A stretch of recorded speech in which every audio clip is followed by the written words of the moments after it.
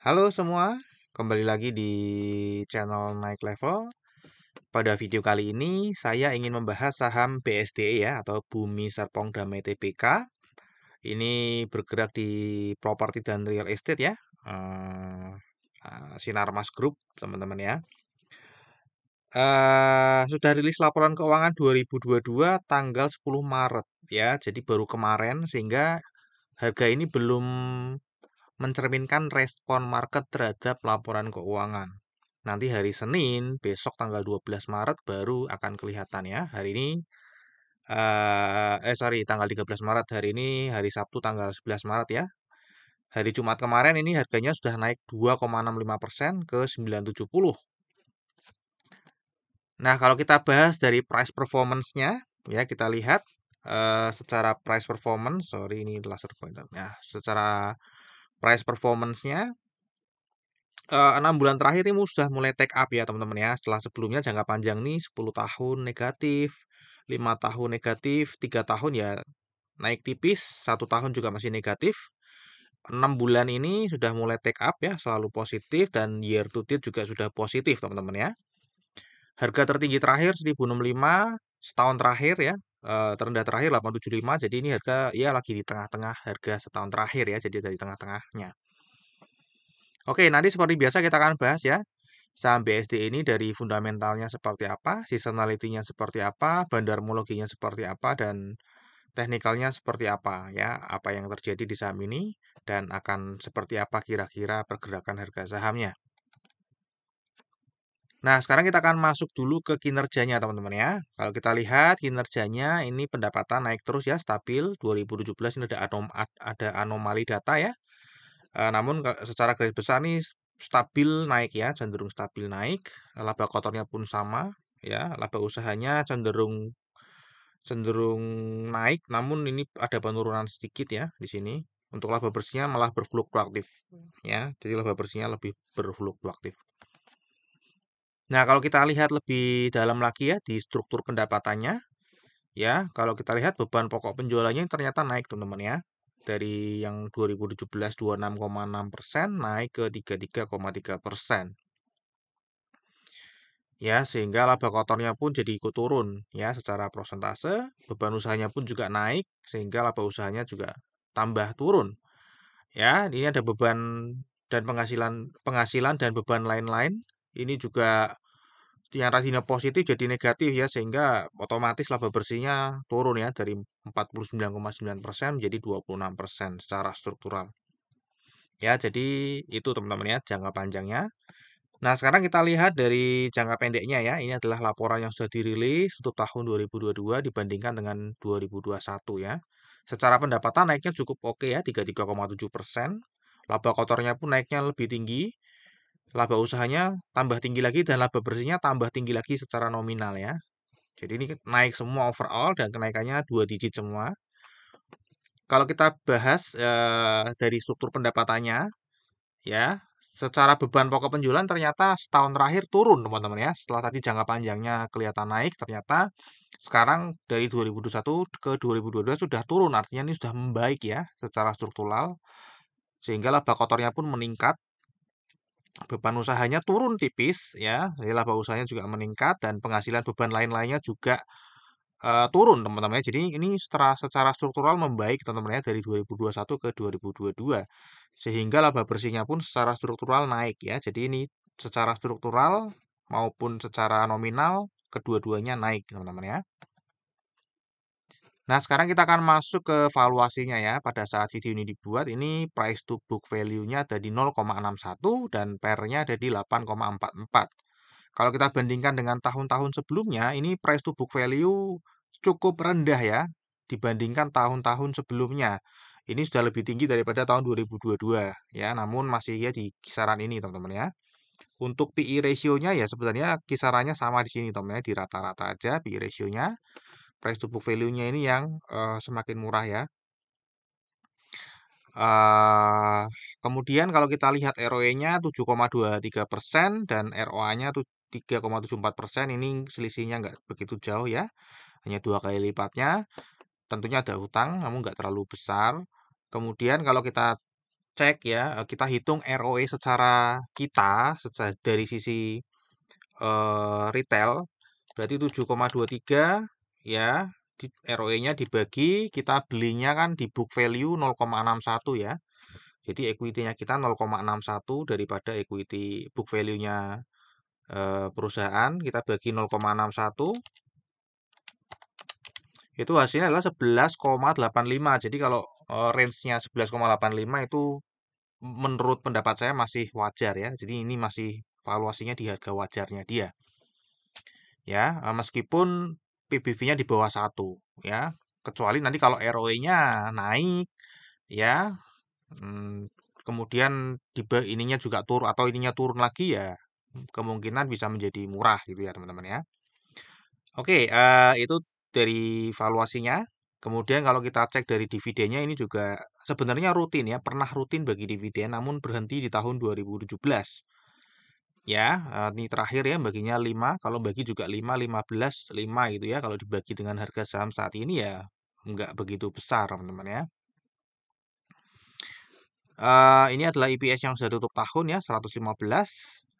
Ya, jadi sudah lumayan pulih teman-teman ya dari COVID ya, sudah mulai mendekati sebelum 2019 secara profitabilitasnya.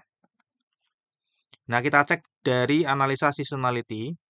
Ya, sebenarnya kalau kita lihat di sini analisa seasonality ini sudah turun beberapa tahun ya. 1, 2, 3, 4, 5, 6 tahun berturut-turut harganya turun terus teman-teman ya.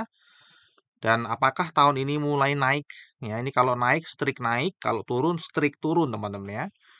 Nah, jadi ini apakah mau mulai naik di tahun ini? Karena nanti kinerja 2022 sudah terlihat membaik, baik dari sisi nominal maupun secara struktur pendapatannya juga sudah membaik. Untuk Februari ini naik ya, Januari dan Februari memang chance untuk naiknya tinggi, ini sudah naik ya. Maret juga sebenarnya lumayan tinggi, namun ini sedang negatif ya. Jadi adanya di Maret dan Mei, April ini justru malah turun teman-teman ya. Oke, ini dari seasonality-nya. Kemudian kita akan masuk ke bandarmologinya ya. Ini adalah komposisi pemegang sahamnya teman-teman ya. Jadi ada PT Eka Sentra Usaha Maju, ini 25,63%, PT Paraga Artamida, Masyarakat, dan ada saham Treasury. Ini direksi dan komisaris ya. Ini ada Pak Mukhtar Wijaya, ada Pak Michael JP Wijaya. Jadi ini grup keluarganya Sinarmas ya. Kemudian jumlah pemegang sahamnya kalau kita lihat ini turun terus teman-teman ya. Jadi investor retail lokal mulai pada meninggalkan saham ini ya selama 3 bulan terakhir. Bahkan dari September ya ini cuma menambah di bulan November aja 1 kali. Ya ini mulai ditinggalkan. Kalau kita lihat partisipasi asing di saham ini nggak terlalu signifikan, hanya 13,9%. Jadi ya bisa diabaikan gitu teman-teman ya. Bisa diabaikan. Kalau kita lihat juga ini asing membeli terus ya teman-teman ya. 6 bulan terakhir hanya jual di Desember dan Maret ini sedang jualan. Nah, kita akan cek lebih detail ya apa yang terjadi di saham BSD ini selama setahun terakhir. Ya, kita cek lebih detail dari struktur kepemilikannya. Februari 2023 ini lokal menguasai 61,38% dan investor asing 38,62%. By the way, ini adalah hanya 8 miliar lembar saham ya, artinya hanya yang beredar di masyarakat aja ya, 8 miliar ini dan plus mungkin yang sudah jadi treasury ini ya teman-teman ya. Jadi PT Paraga dan PT Eka Sentra ini nggak ada nggak ada kepentingan di harga saham BSDE ya. Oke, dari saham yang floating 8 miliar itu kita lihat ya, dari lokal 61,38% paling tinggi itu dimiliki oleh ada perusahaan. Terus yang kedua adalah investor retail lokal dan ketiga adalah asuransi. Untuk investor asing paling tinggi adalah others atau lain-lain. Kemudian ada perusahaan juga. Dan yang ketiga adalah reksadana. Nah, kita lihat ya. Terbesar pertama, corporate, itu dalam setahun terakhir ini rutin sekali membeli saham ini ya. Jadi mengakumulasi saham ini ya. Ini rutin, ini pasti uang besar ya. Lihat aja nambahnya aja sampai 8% dalam waktu setahun. Ya, jadi ini uang beli terus ya. Beli terus sampai sekarang masih membeli terus. Ya, kita lihat juga yang beli ini yang jual siapa gitu ya. Ternyata investor asing ini membeli juga ya. Foreign others ini juga membeli, jadi ada dua pembeli besar setahun terakhir, yaitu corporate lokal dan investor asing others ya. Yang jual paling banyak siapa setahun terakhir ini adalah asuransi ya. Jadi ini asuransi juga dia buang terus berkelanjutan. Ya, kemudian ini adalah reksadana lokal. Reksadana lokal ini juga buang terus ya, jual terus berkelanjutan. Terbesar ini sudah 9 ya, tadi 8 tambah 5 13 ya. Kita cari lagi yang terbesar ketiga ada di ternyata investor retail yang tadi ya, teman-teman ya. Di mana ini berkurang terus ya secara jumlah orangnya, kepemilikannya juga berkurang terus. Ya, jadi ini yang nampung uang besar nih, big money yang menampung ya, teman-teman ya. Jadi ini sedang akumulasi ya, investor retailnya pada kabur. Oke, kemudian kalau kita cek dari tanggal 1 Maret sampai 10 Maret ini juga terlihat sedang akumulasi teman-teman ya, namun kecil ya akumulasinya. Kita lihat broker yang membeli nominalnya jauh lebih besar daripada yang menjual. Oke, sekarang kita akan masuk ke teknikalnya ya. Kalau kita lihat ini sedang sideways ya, sedang sideways, ranging aja di 880 ke 1070, di sini-sini aja harganya. Sejak 2022 sudah setahun ya. Kira-kira ini kan udah ada rilis laporan keuangan gitu ya. Kemudian tadi dari data-data eh, akumulasi, kemudian seasonality, kemungkinan bulan Maret ini masih akan dilanjutkan kenaikan ya. Ini habis rilis LK. Pertanyaan adalah respon market nanti hari Senin itu seperti apa ya. Jadi kalau prediksi saya dia akan naik teman-teman ya. Ada potensi ke 1020 dulu, kemudian mantul, kemudian ke 1070 ya. Kira-kira seperti ini ya. Nanti dia akan turun lagi. Ya, jadi kira-kira ini analisa coret-coretan saya teman-teman ya. Kemudian kita akan terakhir masuk ke risamnya.